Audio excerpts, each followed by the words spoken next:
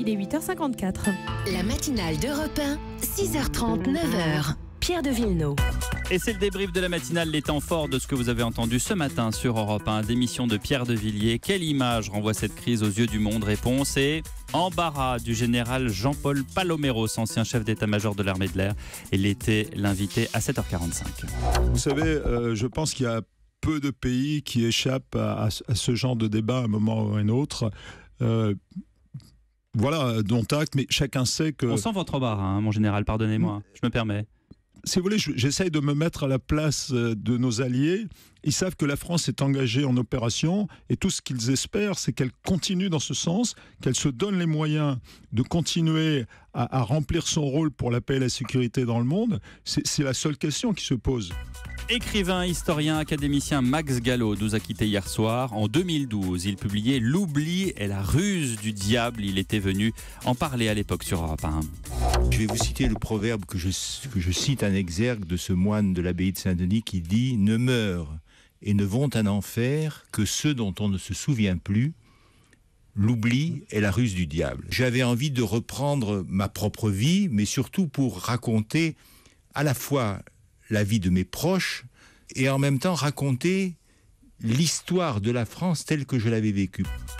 Une exhumation qui fait polémique. Le corps de Salvador Dali va être sorti ce soir de sa tombe pour un test ADN. Une femme prétend être sa fille. Henri de la Guérie dans le journal de 6h30. J'ai attendu très longtemps et je serai encore plus heureuse quand j'aurai les résultats. Je vais faire taire tout le monde. Ça a été une lutte sans merci, alors j'ai hâte d'annoncer une bonne nouvelle à ma mère. Chez les visiteurs du musée, en tout cas, cette exhumation passe mal. Écoutez Béatrice en vacances dans la région. Moi, je trouve ça scandaleux. Et quand bien même ils vont le déterrer, ça sert à quoi? La personne ne va pas pour autant passer des moments avec son père, quoi. Je pense qu'il faut respecter les choses et respecter la mort, en l'occurrence. Ce sont les vacances pour certains, l'occasion souvent de sortir les maillots de bain. Quelles sont les tendances de l'été? Reportage à Biarritz avec Charles Carrasco, c'était à 7h. Véronique et sa fille Victoria ont déjà craqué sur un maillot de bain, une pièce 12 ans seulement et déjà à la pointe de la mode. Les motifs tropicaux ont la cote. Un maillot de bain blanc avec des ananas et je trouve que pour l'été, les ananas pastèque, c'est joli. Ça rend chic.